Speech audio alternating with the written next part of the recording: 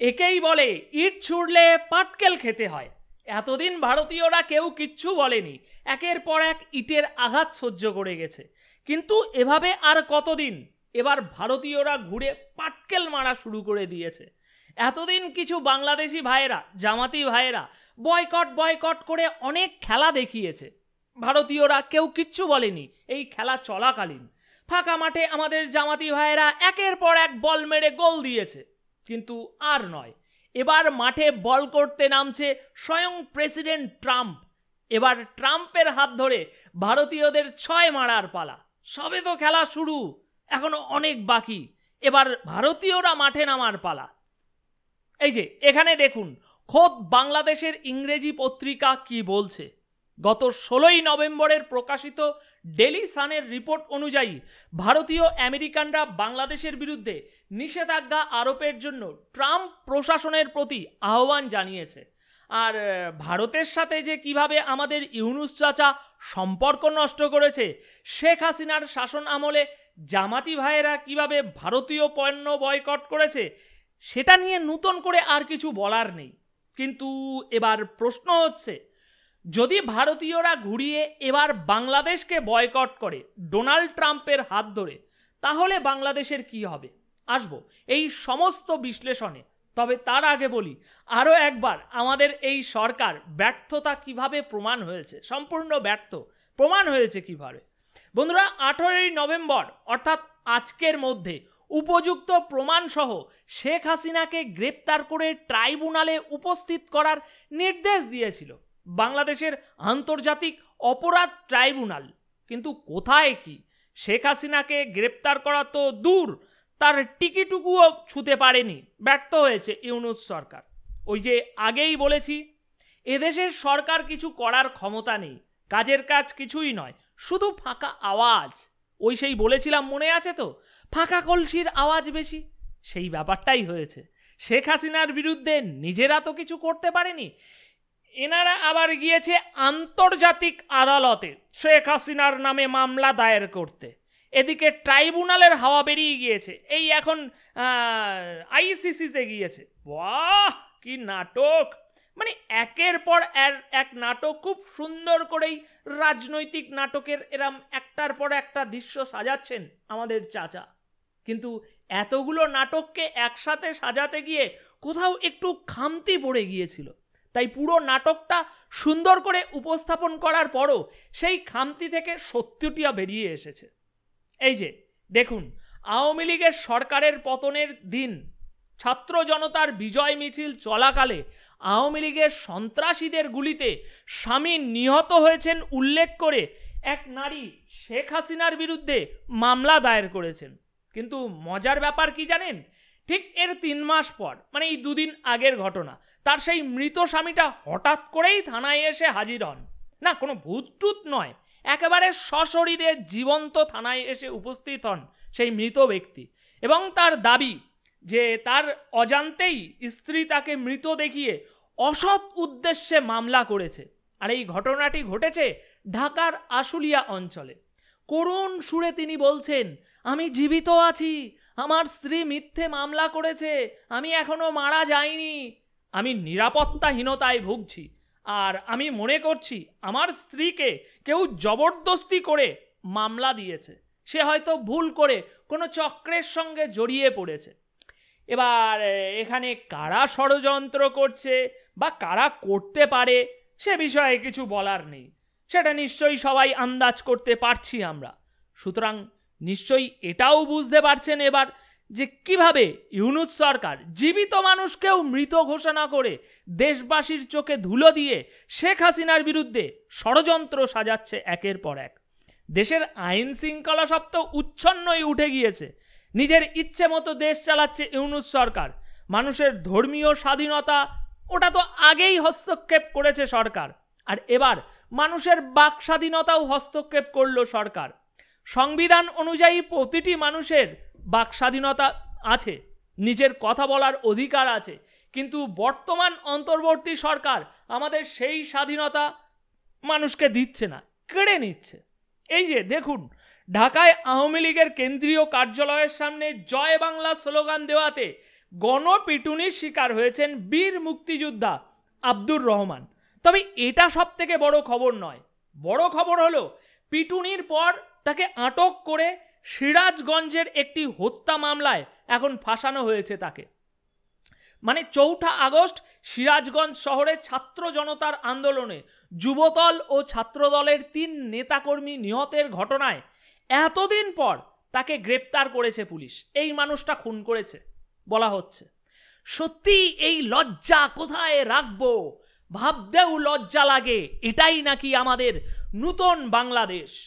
সাধারণ মানুষকে তো প্রায় ছেড়েই দিলাম, সরকার এতটাই নিচে নেমে গেছে যে একজন মুক্তিযোদ্ধাকেও এখন পেটাতে ও ফাঁসাতে দুবার ভাবছে না।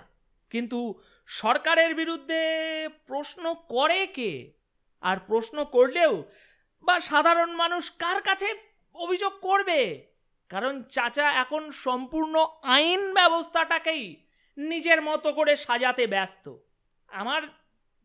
আমরা যাতে আর কিছু না বলতে পারি, কোনো অভিযোগ না তুলতে পারি, কোনো ব্যবস্থা না নিতে পারে, তার জন্যই তড়িঘড়ি সমস্ত পুলিশ ব্যবস্থাটাকে নিজের মতো করে সাজিয়ে ফেলছেন ইউনূস সরকার।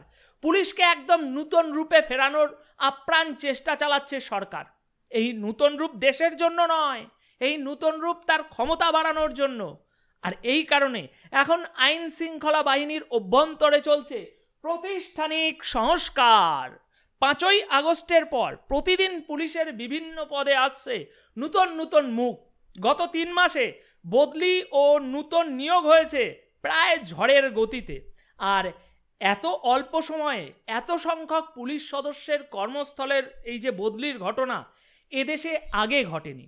না, একথা আমি বলছি না, একথা বলছে এদেশের সংবাদ মাধ্যমে, এই রিপোর্টটাই বলছে।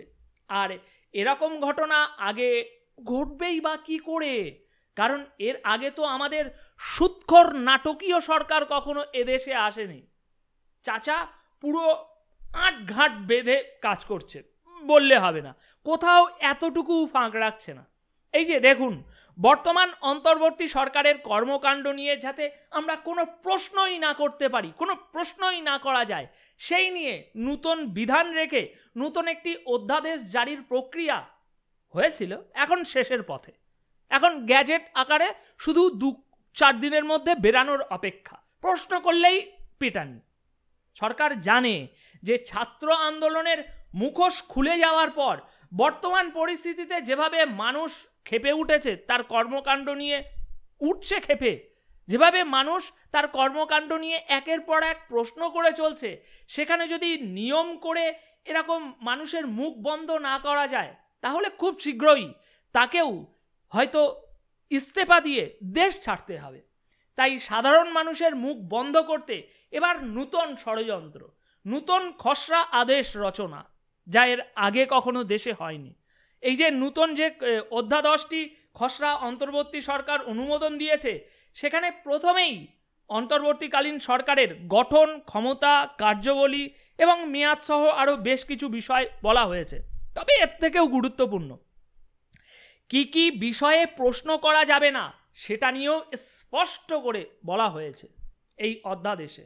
খসড়ায় বলা হয়েছে যে অন্তর্বর্তী সরকার গঠন, সরকারের প্রধান উপদেষ্টা বা কোনো উপদেষ্টার নিয়োগে যদি কোনো ত্রুটি থাকে, তাহলে সেক্ষেত্রে তাদের সেই ত্রুটির কারণে তাদের কোনো কাজই অবৈধ হবে না। খেলা বুঝতে পারছেন? বিষয়টি সম্পর্কে আদালতে কোনো প্রশ্ন তোলা যাবে না, এমনকি মামলা করা যাবে না, এই বলেও এসব বিষয় উল্লেখ করা হয়েছে।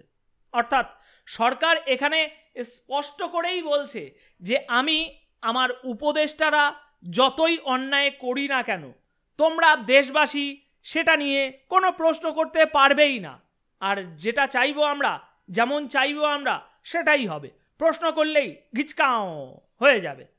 অধ্যাদেশের খসড়ায় আরও বলা হয় যে সংবিধান ও বর্তমান কার্যকর আইনের ভিন্নতর যা কিছুই থাকুক না কেন, অন্তর্বর্তী সরকার গঠিত হওয়া এবং নূতন সংসদ গঠিত হওয়ার পর প্রধানমন্ত্রী যে তারিখে কার্যভার গ্রহণ করবেন, সেই তারিখের মধ্যবর্তী সময়ে অন্তর্বর্তী সরকারের প্রয়োগ করা সব ক্ষমতা, অধ্যাদেশ, বিধিমালা, জারি করা প্রজ্ঞাপন, আদেশ, আইন অনুযায়ী যথাযথভাবে প্রয়োগ করা হয়েছে বলে গণ্য হবে। সুপ্রিম কোর্ট বা অন্য কোনো আদালত বা কর্তৃপক্ষ এর বৈধতা সম্পর্কে কোনোভাবেই প্রশ্ন উত্থাপন বা একে অবৈধ বা বাতিল করতে পারবে না। সুতরাং এর মানে যেটা হয়ে দাঁড়ালো, এক কথায় সাধারণ মানুষের স্বাধীনতা হস্তক্ষেপ করার সরকারের এক অভিনব উদ্যোগ। তবে লজ্জা আর কত দেব এই সরকারকে, কারণ এর পরেই যে খবরটি আসছে সেটা হলো টানা 15 ঘন্টা অবরোধ করার পর অবশেষে সড়ক ছেড়েছেন পঙ্গু হাসপাতালের ভর্তি হওয়া আন্দোলনের আহতরা। রাতে উপদেষ্টা হাজির হয়ে দাবি বাস্তবায়ন সহ বৈঠকের প্রতিশ্রুতি দেওয়ার পরই হাসপাতালে ফিরে গিয়েছেন বৈষম্য বিরোধী আন্দোলনের আহতরা। ভোর 4টের দিকে আন্দোলনকারীরা সড়ক ছেড়েছেন। তারা সড়ক ছেড়েছে ঠিকই, কিন্তু তাদের উদ্দেশ্য ও বক্তব্য তারা এখনও ছাড়েনি। তাদের কথা মতো প্রতিশ্রুতি পূরণ না হলে তারা আবার পথে নামবে। তাদের এই আন্দোলন এরপরে আরও বৃহত্তর হবে। কি লজ্জা, কি লজ্জা!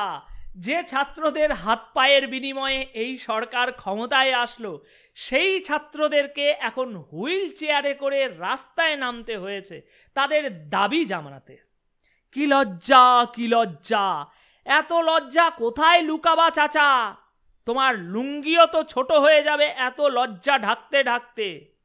আসেন, এবার আমেরিকা থেকে কিছু লজ্জা চাচা আপনার জন্য পার্সেল এসেছে। আন্ডার প্যান্টের দড়িটা একটু টাইট করে নাও। 10 তারিখে আওয়ামী লীগের কর্মীদের উপরে যে কাণ্ড চালিয়েছ চাচা, আমাদের চাচা ভেবেছিল এগুলো দেশের ভিতরেই থাকবে, কেউ কিচ্ছু জানতে পারবে না। কিন্তু না, হাটে হাড়ি ভেঙে গিয়েছে। এই যে দেখুন, ডোনাল্ড ট্রাম্প ক্ষমতায় আসার পর 10 তারিখের ঘটনা নিয়ে কি বলছে আমেরিকা। শেখ হাসিনার আওয়ামী লীগের দলের শতাধিক নেতাকর্মী ও সমর্থককে ঢাকায় তাদের পূর্ব নির্ধারিত জনসমাবেশের আগে ব্যাপক ক্র্যাকডাউনের মধ্যে গ্রেপ্তার করা হয়েছে। মার্কিন স্টেট ডিপার্টমেন্টের উপমুখপাত্র সম্প্রতি এক বক্তৃতায় বাংলাদেশের গণতন্ত্র এবং মত প্রকাশের স্বাধীনতার গুরুত্বের উপরে বিশেষভাবে জোর দিয়েছেন এবং ওই কথাগুলো বলেছেন। কারণ বর্তমান সরকার মত প্রকাশের সুযোগ তো দূরের কথা, উল্টে আওয়ামী লীগকে বিক্ষোভ করার অনুমতিও দেয়নি। তাহলে এই যদি পরিস্থিতি হয়, তাহলে মোহাম্মদ ইউনূস কিসের মত প্রকাশের স্বাধীনতার কথা বলে এসেছেন ওই আমেরিকাতে গিয়ে জাতিসংঘের মঞ্চে দাঁড়িয়ে? আমরা মত প্রকাশের স্বাধীনতা নিশ্চিত করব। কোন মত প্রকাশ? আপনাদের জন্য শুধু মত প্রকাশ, আর কারোর জন্য নয়? আপনারাই একাই দেশের জনগণ, আর সব ভুয়া।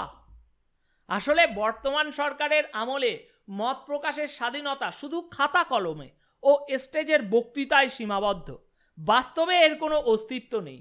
এছাড়া সংবাদ মাধ্যমের মত প্রকাশের স্বাধীনতা নিয়ে বাংলাদেশকে কড়া বার্তা দিয়েছে আমেরিকার বিদেশ দপ্তরের মুখপাত্র। সুতরাং এবার প্রমাণ পাচ্ছেন তো আমেরিকার বিদেশ নীতি বদলে যাচ্ছে কিনা। কারণ 14ই নভেম্বর প্রেসিডেন্ট ভোটে ডোনাল্ড ট্রাম্প ভোটে জয়ী হওয়ার পরই সুর বদলে ফেলেছে ওভাল অফিস। এখন আমেরিকার বিদেশ দপ্তর থেকে একেবারে স্পষ্ট ভাষায় বাংলাদেশের অন্তর্বর্তী সরকারকে জানিয়ে দেওয়া হয়েছে, কোনো পরিস্থিতিতেই সাংবাদিকদের স্বাধীনতা এবং অধিকারের হস্তক্ষেপ করা চলবে না। অর্থাৎ তারা নিশ্চয়ই এটা হতে দেখেছে এবং বর্তমান আমেরিকার বিদেশ নীতিতে কিছু পরিবর্তন এসেছে। তবেই না এমন সতর্ক বার্তা দেওয়া হচ্ছে ইউনূস সরকারের দিকে। আমি তো বলছি না, সংবাদ মাধ্যম বলছে। তারিখ সহ, শিরোনাম সহ দেখে নিন। আচ্ছা আসুন দেখি, আপনাদেরকে আরেকটু দেখাই ডোনাল্ড ট্রাম্পের বিজয়ের পর আমেরিকার বিদেশ নীতিতে কোনো পরিবর্তন এসেছে কিনা, সেটা আমরা আরও একটু স্পষ্টভাবে বোঝার চেষ্টা করি কয়েকটা খবরের মাধ্যমে। ট্রাম্প ক্ষমতায় আসার পর থেকেই বন্ধুরা একের পর এক পরিবর্তন দেখা যাচ্ছে। আমেরিকার পুরো ন্যারেটিভই বলতে পারেন বদলে যাচ্ছে। বাইডেন শাসনামলে এতদিন শেখ হাসিনাকে উগ্রবাদী তকমা দেওয়ার পর এবার ট্রাম্প ক্ষমতায় আসার ফলে বাংলাদেশে ক্রমবর্ধমান উগ্রবাদের বিষয়ে উদ্বেগ দেখিয়েছে যুক্তরাষ্ট্র। উদ্বেগ দেখিয়েছে, বুঝে দেখুন। ডোনাল্ড ট্রাম্প ক্ষমতায় আসার পর তারা এবার কি বলছে জানেন? শেখ হাসিনা নাকি বাংলাদেশে ক্রমবর্ধমান উগ্রবাদ নিয়ন্ত্রণে ভালো কাজ করেছেন। স্বয়ং সাবেক হোয়াইট হাউসের কর্মকর্তারাই এই কথা বলছে। মানে সেই প্রবাদে আছে না, যেদিকে জল পড়ে মানুষ সেদিকেই পাত্র ধরে, এটাও ঠিক তেমনই। ট্রাম্প ক্ষমতায় আসার পর তারা বুঝে গেছে যে রাজনৈতিক জল এখন ঠিক কোন দিকে গড়াতে পারে, তাই হঠাৎ করে এমনই সুর বদলে যাওয়া। লিসা কার্টিস, যিনি কিনা ডোনাল্ড ট্রাম্পের দক্ষিণ এশিয়ার পয়েন্ট পার্সেন্ট হিসাবে দায়িত্ব পালন করেছিলেন, এখন তিনি বলছেন যে বর্তমান সরকারের ভবিষ্যৎ বাংলাদেশে কি কি হতে পারে বা কি নিয়ে আসতে পারে তা নিয়ে ওনার গভীর উদ্বেগ রয়েছে।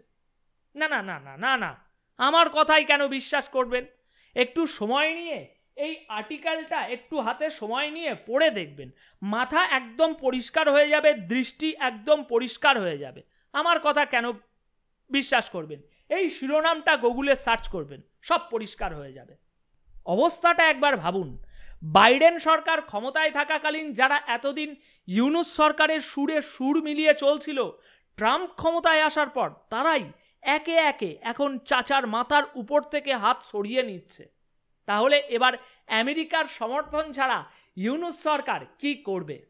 সম্প্রতি 16ই নভেম্বর ডোনাল্ড ট্রাম্পের একটি বিবৃতিতে উৎসাহিত হয়ে ভারতীয় আমেরিকানরা আত্মবিশ্বাস প্রকাশ করেছে যে ট্রাম্প 47তম রাষ্ট্রপতি হিসাবে শপথ নেওয়ার পরে এবার দক্ষিণ এশীয় জাতির বিরুদ্ধে কাজ করবেন, এবং আমরা ভারতীয় আমেরিকান হিসাবে যদি বাংলাদেশ সোজা না হয় তবে কংগ্রেসের কাছে কাজ করার জন্য আমরা অনুরোধ জানাবো।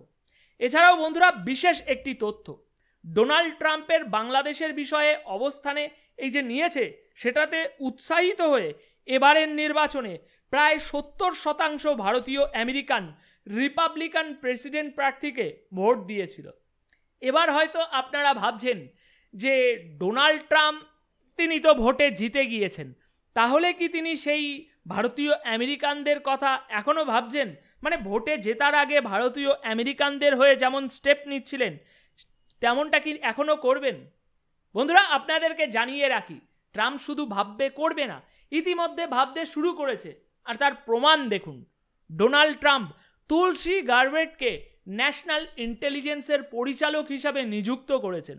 মানে আমেরিকার যত ইন্টেলিজেন্স আছে সবার প্রধান তুলসী গারবেট, যিনি মার্কিন যুক্তরাষ্ট্রের প্রথম হিন্দু কংগ্রেস ওম্যান।